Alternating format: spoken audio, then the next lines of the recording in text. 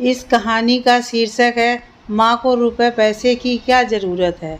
अमर, माँ को रुपए पैसों की क्या ज़रूरत है।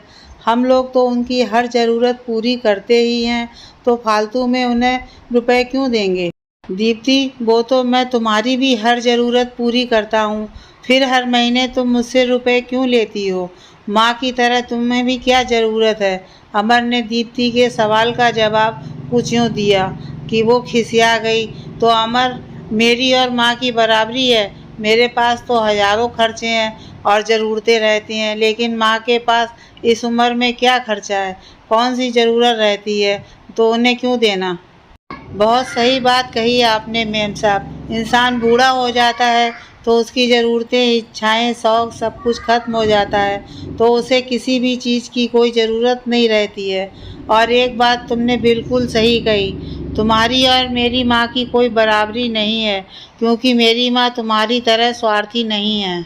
पता है, जब तुम शादी होकर आई थी तो उस समय माँ चाहती तो मुझे तुम्हें रुपए देने से रोक सकती थी, लेकिन माँ ने मुझे बुलाकर खुद ही कहा था, अमर, मैं जानती हूँ कि तुम बहू के आगे से आगे ध्यान रखते हो, लेकिन हर महीने उसे कुछ रुपए अलग से दिया करो।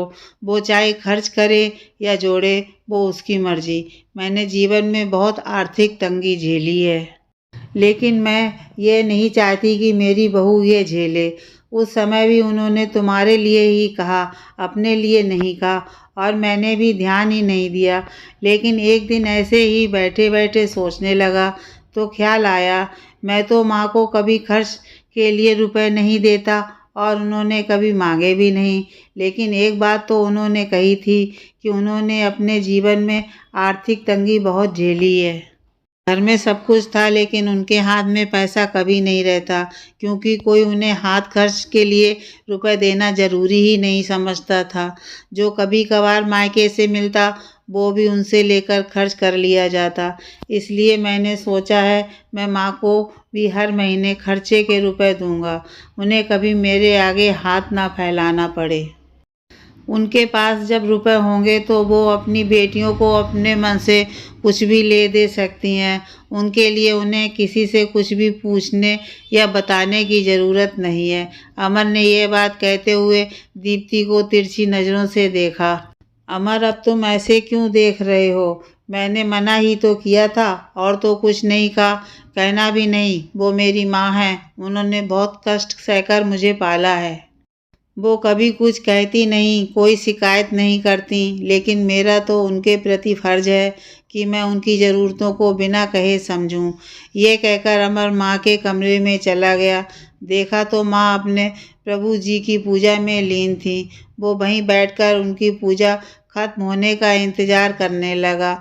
माँ की आंखें खुलीं तो देखा, बेटा सामने बैठा हुआ एकटक माँ को निहार रहा था। अमर, क्या हुआ, कोई काम था।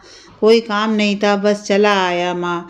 ये लीजिए, और अब से हर महीने मैं आपको 4,000 रुपये दिया करूँगा। बावरा हो गया है क्या।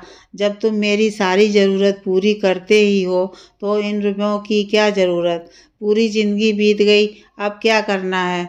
बस मेरे बच्चे सुखी रहे और कुछ नहीं चाहिए। माँ, अपने बेटे की खुशी के लिए रख लीजिए, मुझे सच में बहुत खुशी होगी।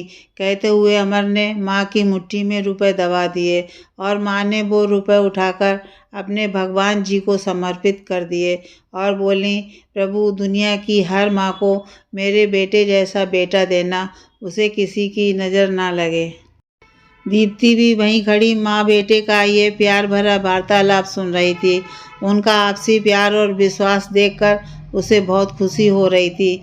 भावातिरेक में उसकी आंखों से भी आंसू गिरने लगे, और अपनी कही बातों का पश्चाताप भी हो रहा था कि उसने ऐसा क्यों कहा।